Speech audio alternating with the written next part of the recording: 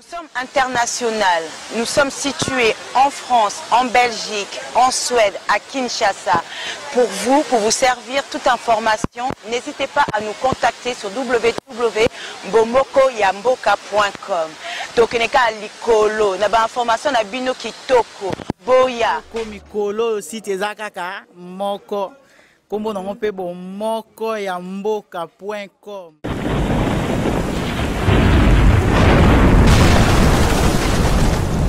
Mbote lo sako na bino sobozi vraiment occasion la na biso ning to le bec que toza to ko zalaka kaka bomoko ya mboka ndé na bisa bino que les gens passent mais les institutions restent toujours bomoko mboka etika la tabakei bazongi bake bazongi tozali vraiment bitumba makasi to ko bundaka tisuka kwei batikio simba muninga na lambata etaché to sokolongo na savon po bitumbo eza makasi ning to le bec que to pesa bien information tina suka mikolo to na système okita la source.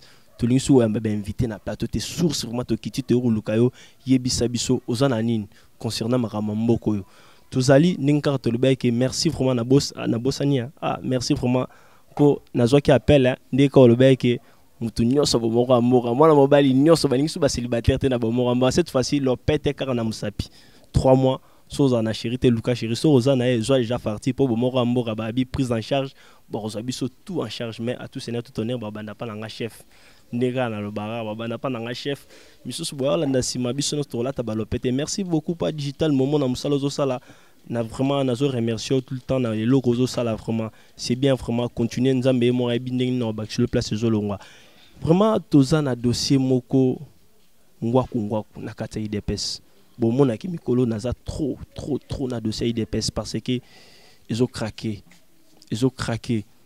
to kiti lelo na base na katia kauka to okuta na président Dieu merci Makengo mwana IDPS mokambia IDPS epai na ende to ko récolter a kokoka ning to zo luka kaka ke to luka vérité na dossier ya IDPS vérité ou blessé vérité papa Patrick en tout cas le lot ozana John Tambwe fils love ngala bien ka love en tout cas merci ndongo simbi caméra na ebike bilili vraiment eza assuré to pesa mbote pas invité papa Dieu merci président Mbote na yo. Mbote ndeko journaliste. Bonne santé. Santé ndingo komona ngaya wa santé za malamu. Par la grâce de Dieu nous sommes là. Boza wana me nditika bozo kufa. To tikala jamais kokufa pe to kufa raté. Vraiment président Dieu merci Makengo alobi bakozalaka bakokufa raté ndenge ebisa bino peka bomoko mboke kozalaka kaka kokufa te www.bomokoyamboka.com sur kotiana tout est là. Ndeko boni sango ya IDPS ngana bandaka na retourna sango ya IDPS sango ya IDPS ndeko journaliste na tondi obotondi pamba te o déplacer na équipement na mobimba pe na équipe na yo merci mingi pona ko zwa ba information na source place wapi lelo bandeko ya poto na pesi mbote bozolanda biso mbote na bino bandeko nyota diaspora nzamba za na bino boyoka ba source ba information sur vérifiable et fiable ya parti na bino oyo et comme parti et longwa national mais comme patrimoine ya peuple congolais mobimba patrimoine ya peuple congolais mais c'est comme si bozolu kabobo mayango te mutu moko te akoyo ko boma patrimoine au peuple congolais atiaka motema espoir ya peuple congolais c'est l'IDPS bozo trahir peuple to trahir peuple mokolo moko te bande ko bozo landa biso bo comprendre pourquoi nazo conseiller invité nanga no ebise ke bazo trahir peuple. Ceux qui te continuent à mozindo émission pour comprendre une réalité pourquoi nazo le baron parce que to linga ro marché ba moto tant to sala ba émission na biso ndeko na yambi bino trop ba to IDPS des fois beaucoup mo craxinga moto nazo baté na naza na IDPS na naza na IDPS te la fois passée nazalaki na batu baleka ki ndeko medar aleka ki wa président Panzope aleka ki wa na ebité sangonini o memeli biso pona partie précisément base ya Funa. Merci. Est-ce que pardon na compléter question na ngai Funa boza kimia. Na Funa kimia ezali ndeko. Fédération Funa ezana kimia. Na lingi lelo nebsa bandeko poto kaka pona base ya Funa te. Pona fédération Funa te mais ba 4 fédérations mobimba ville province à Kinshasa. Pe na lingi na loba en général situation ya parti na biso IDPS. Oza ko kangambama na président élu. Mais c'est une séquelle de Amulumba. IDPS wana. Naza présent Funa. Merci. président fédéral ya Funa c'est Apollinaire Panzo. Merci beaucoup papa na ningo confirmer bana poto. Nasi bana poto baza mitwe fongwa maele za bongo ya kokoka. Bana Afrique na bosana binote bino nyonso Amérique nebi ke bozana mitwe fongwa jamais bako kokosa bino. Tozala ki ne mission awa décision moko ya ki circula ki oyo ba révoka ezalaka exclusion ya ndeko make ya ndeko Panzu bazala ki 4 wana. Ba président nyonso ya ba district Funa Lukunga fédération Funa Lukunga binosu y compris président Panzo Komone ezalaki wana ndeko ozana maloboko ebisa batu concernant décision wana. Merci bandeko batali bana potobo landa décision wana situation na ki situation 2012 boyebi ba cadre na biso ebele o lelo gouvernement place azo manipuler situation ne bandaka na parti et puis ba fédéraux bazo sala musala malamu bazalaki victime ya complot na ba cadre na biso ba cadre national lelo pe bango lelo ba komenia munyamu na ko koma na sika ba cadre wana ba komi lelo banengende ba panza parti banengende ba panza base parce que bandeko IDPS ezali parti des cadres té IDPS ezali partout du peuple et puis parti à base lelo so ba réussir ko panza base IDPS disparaître lokola ba ko panza base té ba zoarobe ba cadre national moi IDPS disparaître exact situation ni neleka na 2012 ba évoquer qui situation ba carte il y avait des fédéraux ba président fédéraux oyo ba simbaka ba mbonga ba carte parce que IDPS statango oyo ezali organisé et hiérarchisé c'est ça. Mutuna mutazana musala na ye na parti asalaka président fédéral azali vice-président fédéral azali ainsi de suite financier membre de chargé de département tout le monde azali wana alors na situation na mutu mutala na batache na ye tema cadre national ba kotaki na ba complot na ba po panza IDPS conformément mosolo bakende kozwa esika bandeko toza na bomoko ya mboka tolinga ma clarté bandeko bazolanda biso ko kotala bandeko otanga bakombo ya bandeko balingaki ba trahir parti ceux qui moyens zali si certainement makambo zolo beza bosolo tala bandeko yebisa bango banani o balingaki ba trahir parti balinga bateka parti likola mosolo yo zali mwana mboko lobaka bosolo yebisa bango bosolo. Merci na ko expliquer situation pe na ko tanga bakombo na bango lelo bana mboka ba yeba ozali nani kati na Funa nazali président cellulaire ya Kauka 1 nazali président intercellulaire ya Kalamu pe nazali membre ya parlement debout pe membre ya fédération Funa.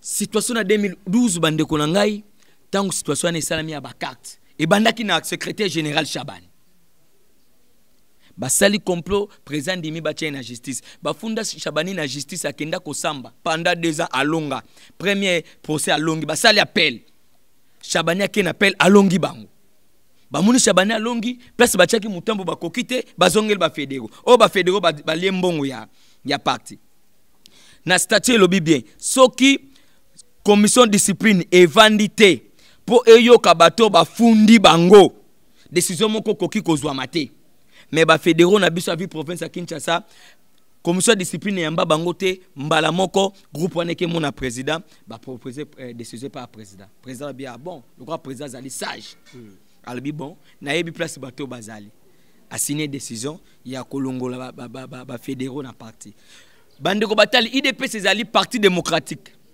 oza ko prenez ba valeur nous sommes tolitakalelo contre les anti-valeurs parce que biso tolingi pays pe bato bazana na ba valeur les décisions ne bimi le kola to na parti démocratique to ke mona président to sala ki une délégation to moni président wana bato balinga balongola bino na parti to ndengeli te et là qui ba fédération nyos parce que ba suspendaki 4 présidents fédéraux ville province de Kinshasa to sangala ki bango to ba suspendaki voilà tout ça clair na français tout ça décision ne bi elongoli bango et là qui ndeko Tamizi président fédéral ya Mwamba ndeko Kanza ndeko président fédéral ya Changu ndeko Panzo président fédéral ya Funa et ndeko Wanja président fédéral ya Lukunga.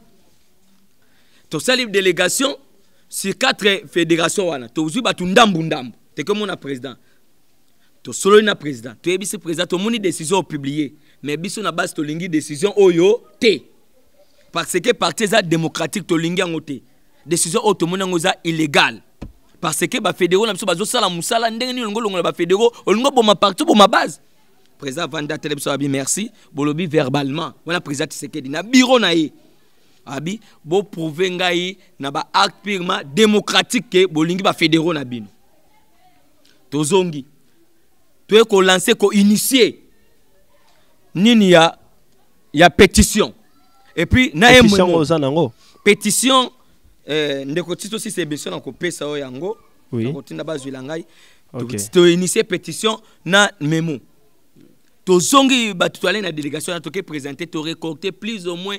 5777 signatures. Ya bana mboka n'est-ce pas ça il y a 10 jours.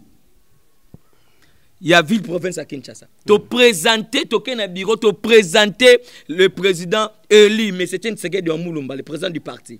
To présenter yango na memo na pétition à Kamwe. Alors oh c'est vrai. Alors bien en français, je prends acte. Obosali ezali purement bolakisi bolingope acte purement démocratique. Je prends acte. Il y a décision na bino.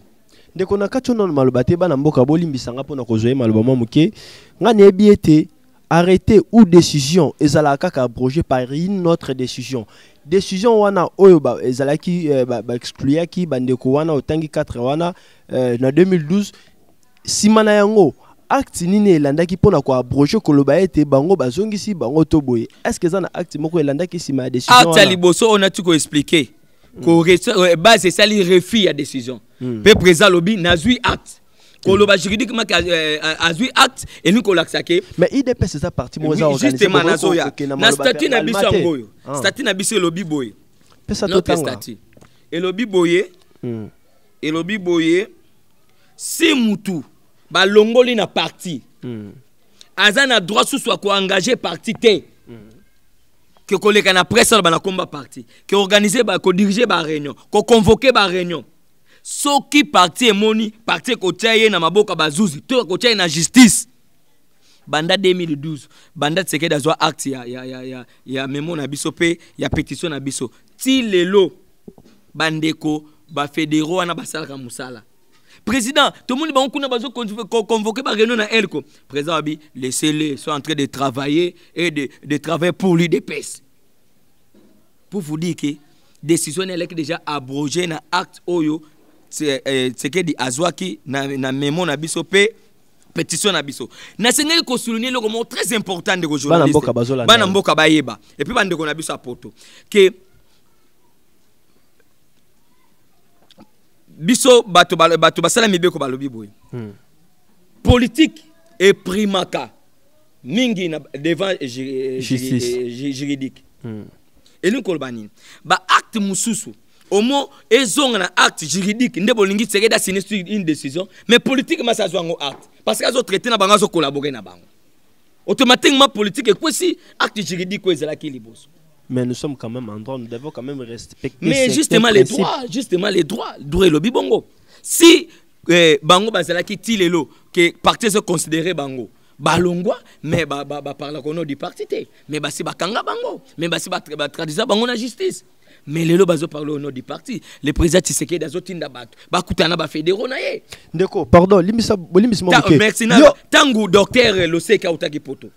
Obi docteur le seke oui toye bien médecin ya président Tshisekedi ya président tango utaki poto aye awa kutana les 4 fédéraux le président tindinga na mona bino bo pese situation ya parti voilà na tangi docteur le seke président tindeke pa banani soki président bi ke ba longwa alors tinda mutu pa banani parce que vous ba ke Tshisekedi attend que baoba Tshisekedi attend que patriarche attend que docteur en droit akolo ba likambutena le contraire na wana lingi bana mboka bayeba.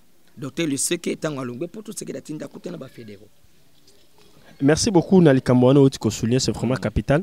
Na lingi un peu to meke un peu ko zinda so moi muke bien nakota la le lingi aussi ko manyo la situation ezali ko le kana 4 na IDPS précisément na Funa et pe na fédération mususu. Comment on a beaucoup plus tôt le bilan na Funa po yo na Funa ndeko Médard. azalaki na biso na plateau et yo ti koloba awake lokola Tshisekedi ye moko azwaki acte c'est que bandeko wana azana bango mais pourquoi pas ko considérer ou soit kondima peke bandeko Médard bazana parti kaka na tour na bango nde bozo boka bango ceux qui pona bato bazana ngam na bino bolobi ke non bazana parti parce que président azwaki acte bongo bandeko wana pour tout mon appel acte moko te za signé ke balongola bango mais bino bozo baki baza sous na bino te ainsi de suite. Merci na mutuna bana mboka epe bandeko na biso diaspora bolanda malamu likamba bandeko Médard likamba nalobi bandeko na bindeko te bandeko Médard ndeko Médard aza ye moko te ndeko Médard baza ebele bake moi etulu kwa bato bake moi na bato nango na bindeko Médard bandeko Médard bomoni rapport oyo na osenga na ndeko cameraman azwango rapport oyo nde mutu ekaboli biso na bandeko Médard na lingina Clexi likambo lelo bien soki bandeko Médard baza wapi bandeko Médard bami longola bango moko na parti na lobi muta longoli bandeko Médard na parti azate bango moko bami longola ndenge nini merci na UDPS on entre librement on sort aussi librement on entre librement on sort aussi librement na UDPS on entre librement on sort librement rapport oyo lobini na bandi likambo na débit ndeko Médard azalaki président ya parlement debout victoire et puis na qualité na ya président parlement debout victoire puis ndeko Médard azalaki OPA ya fédération Funa na ba qualité na wana nyonso tango batu bazuma makanisi ya mabe ya kopanza IDPS ndeko Mobaki Valentin Mobaki o azali conseiller politique CP il y a président Tshisekedi CP conseiller politique privé il y a président Tshisekedi donc ba côté na makanisi mabe na bande ko mususu lokola ba Gibao lokola ba Aimé Ilunga le ba côté na makanisi mabe bani na bangwana ba komi ko utiliser ndeko Médard kozwa base bakenda ko siéger na lupangu ya Valentin Mobaki CP ndeko na ngai nga na zolo bano die merci makengo nga mutu nazal pilotaki commission oyo sali rapport oyo ngam na pilotaki en tant que président ya commission okoki kopesa biso ba grande ligne totanga bandeko balanda biso merci première grande ligne botala makanisi ya bandeko oyo baza autour ya Mobaki ndeni balingaki kosala parti zwa maloba ndeko Gibao tanga bandeko bayoka tamsuso nga na tanga baloba na kosi bandeko tolandi maloba ya Gibao nenga lobi notre groupe n'est pas statutaire. Nous constituons un mouvement qui veut renverser l'ordre établi par la hiérarchie du parti. Point. Merci. C'est clair. Commission Tolobi, groupe Oyo Musala Nango, Nini. Comment yonde komobake yoza CP, oza pe privé, okoki kozwa batu ya base, ba cellulaire, ba sectionnaire, ba fédéraux, na base mo maba comment siéger dans le pango na yo. Na pesi exemple. Na lobi souvenez-vous. Na 2007 2010 makambu Berti Kasalaka azwaka par permanence akangi azwi parti aketcha na lupangu na Rigini tosuka ka wapi asalaki le lupangu parti ke na lupangu ya Berti na Rigini est-ce que zonga sur IDPS ezonga PDC bima na Rigini et que naki IDPS ezongi PDC sikoyo yonde ko Mobako memi IDPS base mobimba na lupangu no ana lemba po ebima nini Gibao va répondre. Ok, réponse à Gibao. Par groupe, na biso o bo monitor siège a weza statutaire te. Bango mo baye na statut za défendu. Comment bino bo so na makambo za défendu na statut parti. Est-ce que boza so na parti? Wana na opesa ba ligne. Bandeko batali bo répondre esika bo Hollanda biso. À reconnaître que groupe na biso est statutaire te. Groupe oyo lisango to selengo kaka poto renverser l'ordre établi par hiérarchie. L'ordre ni établi par hiérarchie du parti. Ça na ba piège na carte, est-ce que vous comprenez qui? Papa yango te renverser l'ordre établi par hiérarchie du parti. Balobi renverser l'ordre établi par M. Kabila te. Malgré tout ça vraiment obscur parce que parti on peut pas commis combo te. On parlait du parti oyo bango bazui base bakena ngona lemba. Parti oyo bango balingi susu batu ba combattre ba siéger na ba cellule te na ba section te na ba fédération te ba koma go siéger na lemba chaque mercredi chaque vendredi. On parlait de ces partis là IDPS. C'est ça l'IDPS. C'est comme bango balingi ko renverser l'ordre établi par hiérarchie du parti. balongola Tshisekedi. Parce que Tshisekedi, c'est lui à la présidence, ordre établi. On commençait dans le congrès, présidence, secrétariat général, fédération et section et cellule. Ba renverser en haut. Ko renverser en haut, ko changer, ba donner une autre, ça fait quoi sa partie. Ce qui fait que déjà tout le monde a qui louche. Bango moko déjà bande ko sala makambo. Lelo bandeko balanga ko renverser l'ordre établi, ba ke déposer ba candidature. Yo président Tshisekedi na biso na porta lobby le 1er janvier lobby. J'ai saisi. Bandeko ba poser ba candidature bozana bango te. Papa, yo to lobby mais na lobby Tshisekedi ndeko Tshisekedi da lobby le président na biso lobby a levé l'option pour un dialogue. Ozana ba komba bato ba poser ba candidature. Oui. Ndeko Meda. Ubani na ye. Ndeko Sita. Ndeko Meda a posé la candidature. Oh. Ozana ba preuve. Papa tekela na imika okuta bango so ba fixer ba liste soke bimito ça biso moto moni ba na imika ndeba bongo banini ndeko Frank Bunga qui était notre fédéral ndeko Meda azalaki OPA ndeko Rit fédéral réalisateur caméraman on sort to kitana na bililo tikuna to kinoro tala na ba liste na so ba kombo na bango ezali soke bimiko yoka ba omona bango kuna Meda nde azalaki pièce maîtresse plaque tournante yako diviser parti oyo ndeko Mobake pe bandeko Giba oneso na to cité a o ba eti mendeko zela ngai besoin na ngeza ke bana mboka ba comprendre makambo ezo les conseils ya IDPS est-ce que ko permettre ngai elongo na bino bandeko na bango ozomona ke bake na to za la plateau moko to beta masolo o to yeba na naza avec de preuves à l'appui. Oui mama papa to lobi bien ndeko Meda na batu na ye ba mi longola na IDPS biso to longoli bangote Prévané aujourd'hui n'est plus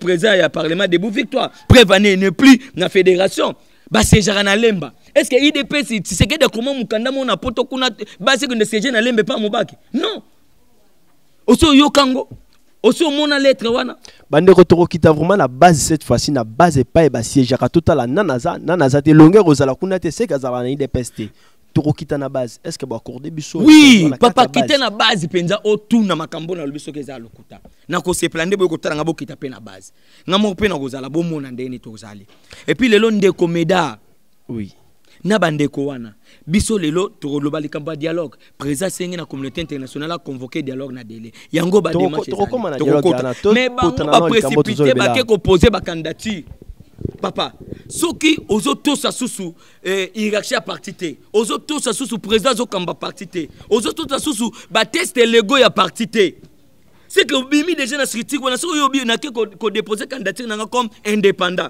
c'est que ozo so na structure ya liboso te obimi indépendant est-ce que na IDPS so to na indépendant IDPS on pose des candidatures au nom du parti signé et vous êtes mandaté par le parti lui-même. Au cause de la mandaté te parti tinda yo ne col indépendant et bandi ndeni quelle logique oso monate que ils sont dehors. Merci beaucoup ndeko loko ba mi longola bango moko muta longola bango te ba mi longola so nezo sala bango siko pour pas publier comme parti na bango yango to osenga na ndeko Mobake a publier comme parti na parce que asi a pesi ordre a pesi on a ben intention zo pesa non ben intention zo pesa ya biso ki nga sala sa parti justement il ne pouvait pas continuer de parler au nom de l'IDPS aussi longtemps abimi la logique personne se respecter ba test le go du parti sont clairs ici ndeko Giba lobby notre groupe n'est pas statutaire. Quand on dit que c'est statutaire, tu vas respecter parti. Le gouvernement parallèle à IDPS. Ça n'existe pas dans statut Nabiso. Ça n'existe pas. Alors si vous pouvez faire ça, donc vous êtes hors du parti. En dehors du parti. Bandeko Meda, na bandeko ana nyoso. Ototangi ba sita banani ba mwalfu tout consort. Bandeko parti. Ba mi longola bango moko na parti. Comme on entre librement, puis on sort librement, bah mi bimi sandenge ba kotara librement ba kanga. So pe balingi bazonga basongi lisusu. C'est ndeni boye ba bazongi. Mais faut banda na base. Faut yaka na base. Mais yo le que on entre on sort librement. Ba côté librement ba ndima ki le ba koti ko to sa statut na biso. Bon so balingi ba réokota lisusu. Ba réokota par quelle porte na haute trésor ba sali ko yoksa président Tshisekedi soni ko boya ko to sa maloba na dialogue. Ko boya ko to sa maloba Tshisekedi ya dialogue.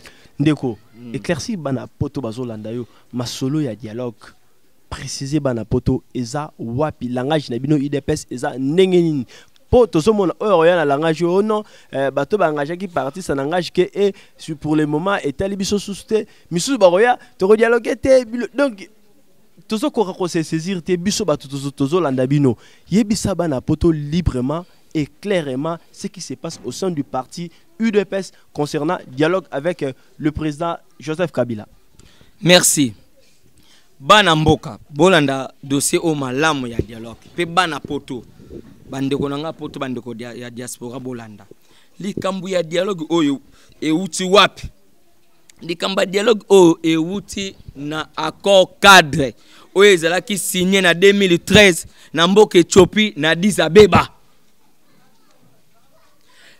Na accord cadre wana communauté internationale elingaki kosilisa crise elingaki kosilisa crise oyo eza na kati ya Congo na biso mboka na biso Congo démocratique. Crise wana eza nini? Crise wana bandi na des cycles électoraux auto salisaki na 2006 na 2011 des cycles électoraux wana posaki problème à makasi. Na 2006 bitumbe bimi na capitale de Bergera babundi batu bakufi.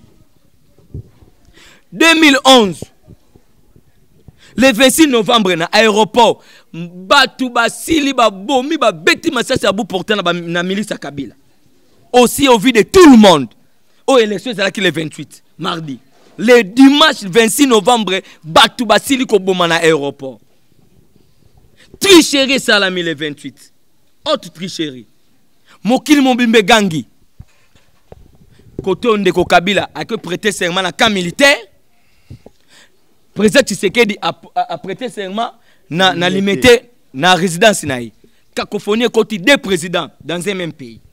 Et créer crise de légitimité et créer crise manque de confiance population etikali boye. Makambo est bloqué. Crise partout. Est kuna ko boma moyenté. Et toucher même région Grand Lac. Et communauté internationale a été lobby non. Le corps la présidente Tshisekedi a lobby là toujours peuple congolais a pesi ordre na calme et puis a lobby botiki la diplomatie a kende ko sala kende te ko zo accord cadre ezalaki o basine na Addis Abeba onde ko Kabila yemoka sinaki ezali pona ko silisa crise ya Congo. Crise à légitimité. Va débloquer Mboka. Armée Oezali, armée dirigée par les étrangers et comme armée à Banamboka. Et la armée forte, digne de son nom, une armée forte, républicain. Pays voisin va respecter Mindeluna Bisso, ba frontière. Mais tu le pèse à respecter. Justement, Yangwana, Tina le loto na dialogue, va appliquer. Application salama parce que il a deux volets. Premier volet les volet militaire. Yango monaki blé babandi premier volet ba kimisi M23 le bazo traquer ba nani tout ça sur moni zo kende malembe complicité ya bande ko yo bazo diriger mboko yo complicité na bango yango moni makambo ne zo kende malembe papa mboko yo bato bazo diriger baza mitema mabe de kotokene dans les besoins yebisa bande ko dialogue on suko e komi wapi. Merci. Par rapport à ma position. En 2013, Ndeko Kabila bake na Addis Abeba bake ko signé mukanda loko lingi to kota na makambu ya mutu ya te amboko ndeni peuple congolais zo souffrir. Biso to ba lobela peuple congolais to ko dénoncer. Maintenant si ça le kamba dialogue. Bas Ndeko Kabila signé yango. Donc Ndeko Kabila signé accord wana na accord cadre na kati accord cadre disons ba elobeli dialogue ya ba congolais ba vanda po ba so la likambo ya crise ya mboka na bango. Ndeko Tshisekedi président Tshisekedi alaki sénateur ya corps cadre te tangu Ndeko Kabila sinyanga zone Kinshasa na remettre nani ministre affaires étrangères nani ya bango nani Raymond Tshibanda bande kwa majorité balingi ba boma Raymond Tshibanda wa ndenge nino ke sinise président bakora boye ndenge nino sali boye bakora oyo ekangi yesinga ndenge nino sinise démission na ye bakoma ka ajouter. Allez, balouki moyen à 2013-2014, va contourner dialogue ya corps cadre, bah qu'est-ce la concertation de Koyebi. Concertation bi 125 résolutions. Tilelo moko basale la té. Échec.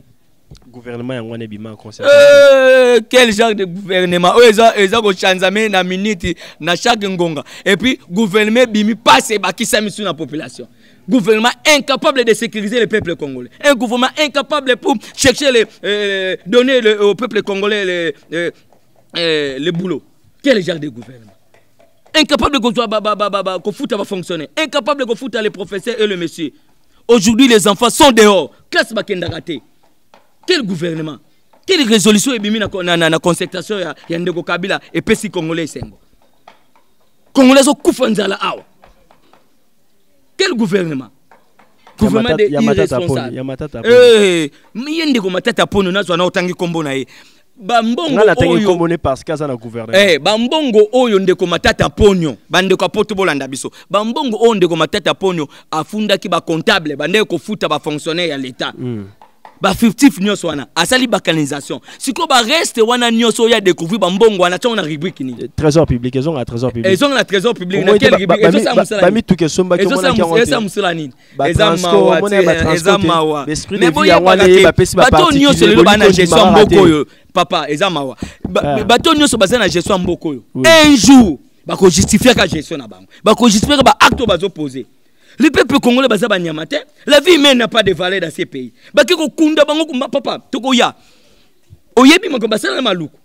Le peuple congolais ba nyamate. La vie humaine n'a plus de valeur. Un gouvernement doit respecter qu'on peut sa valeur na vie humanité à peuple congolais.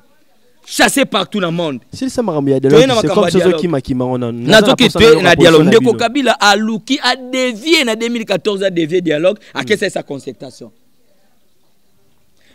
Et Simbité. Bobo Yaki. Biso to kota makamone te biso to dialoguer conformément accord cadre ya Addis Abeba oyo Ndeko Kabila yemoko asigna. To lobi to landa kaka poto bima na crise à Congo to dialoguer wana. Et en 2015, président Tshisekedi, le président élu par le peuple congolais. Au peuple congolais, c'est la solution, n'a pas de misère, c'est le président Tshisekedi. On a poni a PC mission, à long, le peuple congolais n'a pas. C'est le message Tshisekedi wa Moulumba. Yango mouli bachaka bakal, mais jamais abattu. Le long nzamba tombolier, nzamba zo gada zo PC santé, pour asili sa mission na Congo. Congolais c'est là, à récupérer effectivité à pouvoir naïe. Pour Congolais à se retrouver à honneur partout. Les locaux Congolais va comment benga na bamboka nyoso Brazzaville ba benga Congolais. Bamboka nyoso benga na bango ba. Chassé, ridiculisé, humilié comme un cochon. Non, Namboka toi tu n'as respecté. Toi tu n'as respecté na ba pays voisin na biso. Nazongi na ni na dialogue. Président Tshisekedi le 1er janvier 2015 a rappelé na communauté internationale n'a rappelé bino conformément au cadre conformément à résolution 2098 que tous dialoguer bon convoquer dialogue na délai pour tous sito bima na crise oyo ko senga na rappel na bino ezali ko compromettre imperium na ngaité alors bakiam monani communauté internationale ayoki ba na conseil de sécurité ba ko bimsa résolution 2211 Résolution 2211 et lobby toko dialoguer avant dialogue surtout aussi si dialogue ndé to sali ba élection mususa ba élection présidentielle et législative dialogue wana lelo oyo dialogue IDPS zo kende ko dialoguer ezali dialogue conformément à accord cadre ezali dialogue ya Ndeko Kabila te o soit disant ngo convoquer que dialogue n'a pas qualité ni Kabila a qualité ni Tshisekedi a qualité c'est pas Tshisekedi muta convoquer dialogue Tshisekedi a rappelé la communauté internationale pour exécuter makambu article comment mina kati accord cadre que dialogue ça pour les Congolais. Oh Tshisekedi a convoqué, Tshisekedi n'a pas convoqué, a rappelé et puis a sengi et salama communauté internationale oui parce que accord cadre on est qui signé et comment traité international. Nani a initié qui dialogue? Mais la communauté internationale. Aux assire. Mais oui parce que elle est qui congoté. Pourquoi Kabila, si elle est en Congo, c'est même la Kinshasa, sinon on a dit ça. Et la communauté internationale, d'abord, comment traité international? Les États-Unis étaient présentés par Ban Ki-moon. Et l'Union européenne, elle a qui représenté, disons. L'Union africaine représentée. Et les pays en conflit. Les Rwanda, les Burundi, tout le monde là. Brazzaville, Ouganda et Bissau. Les pays en conflit. Au Boussani, Bassinia quand on comment traité international. Il y a quand on a droit. Tout traité international est primacassique des constitutions des pays. Donc Kabila n'a pas qualité à convoquer dialogue. Donc bateau na qualité c'est la communauté internationale qui convoque et la sous régide yabango donc communauté internationale est co-pilotée. Il y a Martin Kobler à l'Obert qui lobi na RFI. bandeko balanda ki information to ko bisa bango pe alobaki nini alaki clair que non que la communauté internationale azo hier Martin Kobler azo convoqué les ambassadeurs accrédités au Congo solana bango après abengisi quand il y a changement pe quand il y a mouvance to il y a bandeko Kabila sololi si mama solona nde ko publier date il y a dialogue conformément au cadre il y a un seul dialogue et ça dialogue oyo ya consultation te oyo consultation bazo sala pour ba kendo beng sa dialogue non ndeko Kabila yebi ke moi beng sa dialogue te wana comme consultation. Merci beaucoup Bandeko Bozu Machin Sorlanda Biso. Nous sommes pratiquement vers la fin de notre entretien. Donc toujours ça d'abord un grand merci pas à Ndeko Nango assisté Ngalelo, John Tambwe, Nabo Sainte Hervé la lettre H majuscule. Place aux affronts on a un peu sur Mbote Belé ba Ezaïn Tilolo, ba Chris Molunda, Binonyo Subana Bomorambo Kabana Patrick Momo Digital. Nebi que to Simba ni makaspo et ça c'est ma banga makambo koya barotika yo Simba muninga la mama makasi. Un grand merci pa Tata Loparo Presse Monzale. Nini yoko na boki ote ana boki ote po solate o pesa pe kombote no ba rondeni na bokao pesa komo no bokao. Je dis encore un grand merci pa Aigle Michel et maman Nico na kata Suisse. La grâce décoration maison la grâce décoration na sanité vraiment qui tokos pa ozali bambote ebele pa JBK. Nous sommes pratiquement vers la fin. Ndeko Dieu merci na ebité suko ozali na moi likambo ya suko bakse pa ya bandeko o bazali ko landa biso na mikila poto Amérique pe en Afrique bandeko na biso le basuka malobezali ebele kasi ngongeza mukie po dossier exact et dossier vraiment très capital. Na pesi bino kaka mbote na sengi bo sambela mingi po na président na biso Tshisekedi o aza na mission ya Nzambe apesa epote alongola peuple congolais na bowumbu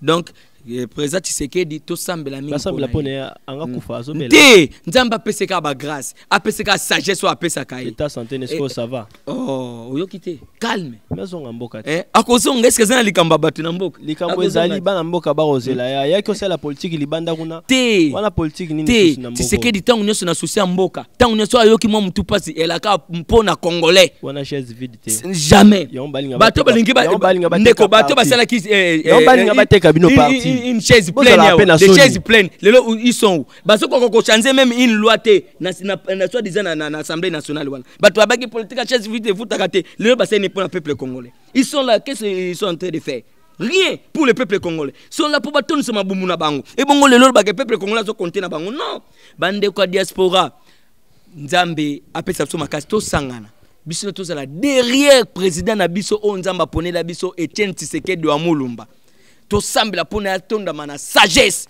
pour mission oyo akokisa yango peuple congolais longa la misère.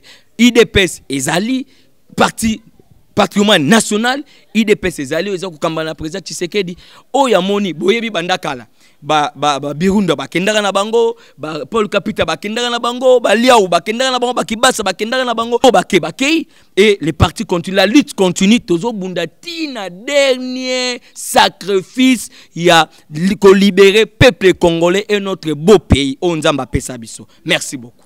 Biso pe torolité ti na dernier souffle pour na ko bunda bomoko ya mboka o été les mezalaka bomoko ya mboka ta bosali nyonso bomoko ya mboka Likundi c'est tellement déjà bene les a passer copé par bomoko ya mboka.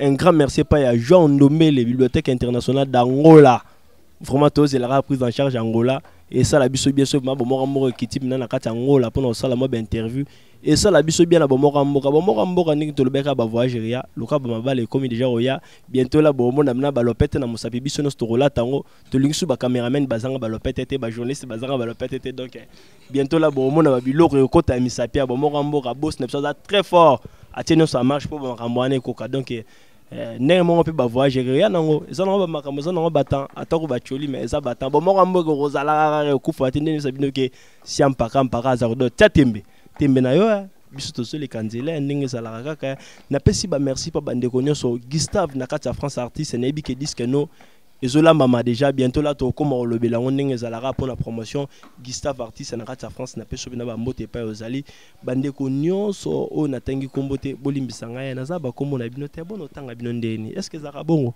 prochainement so pesi ba kombo no tanga bineza na mabete eza na pe lusum te obanga te mbongo te sola ga ba sola yo.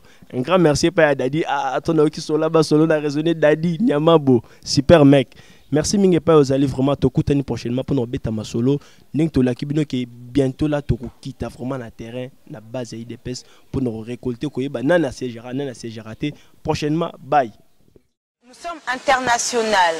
Nous sommes situés en France, en Belgique, en Suède, à Kinshasa. Pour vous servir toute information, n'hésitez pas à nous contacter sur www.bomokoyamboka.com. Tokeneka likolo, na ba information na bino kitoko. Boya. Mikolo site ezakaka moko. Kombo na mpe bomokoyamboka.com.